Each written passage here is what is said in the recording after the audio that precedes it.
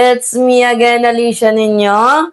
Nagbabalik muli para sa ating panibagong video. So, pag-usapan natin, mga minamahal, ito nga pong, meron na po kasing mga nadadamay na mga inosente sa ginawang paghihimagsik, paghihimokok, sa ginawang rally ng INC dahil nga daw po pinagtatanggol nila itong plunder case ni Senator Rodante Marcoleta. So, madami na pong nadamay yung ekonomiya, yung buhay-buhay ng mga tao, yung mga commuters, yung mga nagtatrabaho, at yung pinakamalala dito mga minamahal, ito, pakita natin sa inyo.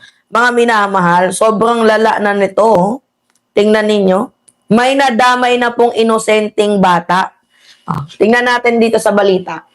Pregnant woman and her baby die after getting stuck in traffic due to INC rally. So, sana po yung mga kapatiran natin, 'di ba, sa nangyaring balitang 'to, sana po hindi kayo nasasaktan. Sana po kahit man lang konting konsensya, no? Mga minamahal, kahit man lang konting pakikihaplos ng pagmamahal, 'di ba? Dito nga po sa naperwisyo ninyo, buhay ng pinag-uusapan dito eh. Buhay na mga minamahal. O, tingnan niyo, pregnant woman and her baby died after getting stuck in traffic due to INC rally. Sana man lang no, merong puso, 'di ba? Ang iba nating kapatiran na kung pwede, tigilan na nila yung ganitong klaseng sistema, lalo pat hindi lang paralyzation ng ekonomiya yung ginagawa, bagkus pati buhay na din ng mga tao, ang iba nadadamay dito. For example, ambulansya. Paano makakatawid ang ambulansya? Paano makakapagbilis ng mobile ang ambulansya kung nandyan kayo nakaharang? So natutuwa kaya ang ilang kapatiran na merong babae, merong buhay ang nawala? Paano kung kapatiran din yan? Sige nga, mga minamahal, paano kung yung nategi na buntis na yan ay kapatiran nyo din? May guilty pa kaya? Meron kaya kayong guilt na nararamdaman sa puso ninyo? 'Di ba? If God is willing and able to prevent evil, then why is there evil? Yan yung hindi ko masasagot kung bakit may demonyo pa ding nabubuhay sa mundong ito. Kaya nga dapat paimbestigahan eh. Sa totoo lang mga minamahal, hinayupak itong iglesia ng kulto ni Eduardo Manalo, dapat kasuhan itong leader nila. Sabi ni Josela Evard, hindi sa akin galing to nanggaling po yan sa comment na si Josela Evard. Galit na galit sila mga minamahal. Ba't sila nang gagalaiti? Isipin mo, yung inosenteng buhay na wala dahil sa katarantaduhan nila. Sana man lang hindi ninyo inipit yung EDSA, kahit man lang may madaanan ng ambulansya, bus lane, ng mga nag-aaral. Kasi as far as I know, mayroon din mga estudyante na dapat papasok sana sa kanilang paaralan. Hindi nakapasok, mga minamahal. Nasa na ba yung balitang yon? Merong mga estudyante na dapat papasok sa paaralan, may school, may exam, pero hindi nakapasok due to the traffic. 'Di ba? So patay-patay ang buhay-buhay diyan, mga minamahal. Nawala na tong video kanina na ipinakita sa akin ng ating kaibigan na mayroong nangyayaring traffic doon, hindi makalabas ang estudyante. Ay, ito pala mga minamahal. Ito, pakita natin sa inyo mga minamahal. Alright.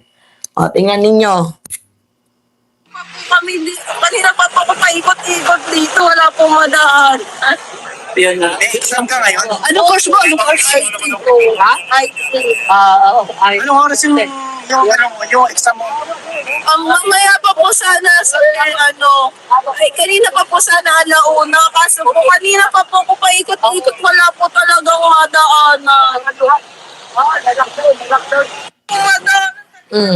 Kita ninyo, wala talagang ginawang matinutong mga DDS na to eh. Mga perwisyo. Actually, nung nakaraang taon pa yan, mga minamahal. O, tingnan ninyo. Ay, nung dati pa yan, kasagsagan ni Pinoy. O, tingnan ninyo ha. Back to 2015. Tingnan ninyo.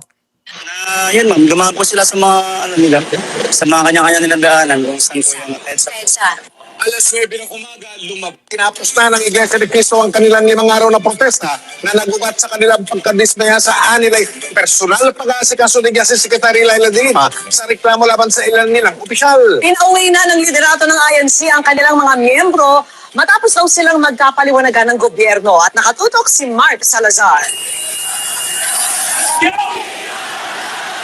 Sa huling araw ng kanilang pagtitipon sa EDSA Shaw Crossing,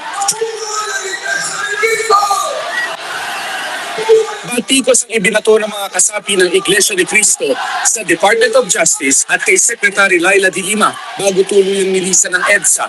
Ito'y dahil pa rin sa anilay espesyal na atensyon ibinibigay ng kalihim sa kasong harassment at illegal detention na isinampa ng itinuwalag na ministro si Ka Isaiah Samson Jr. laban sa mga taga-sanggunian ng INC.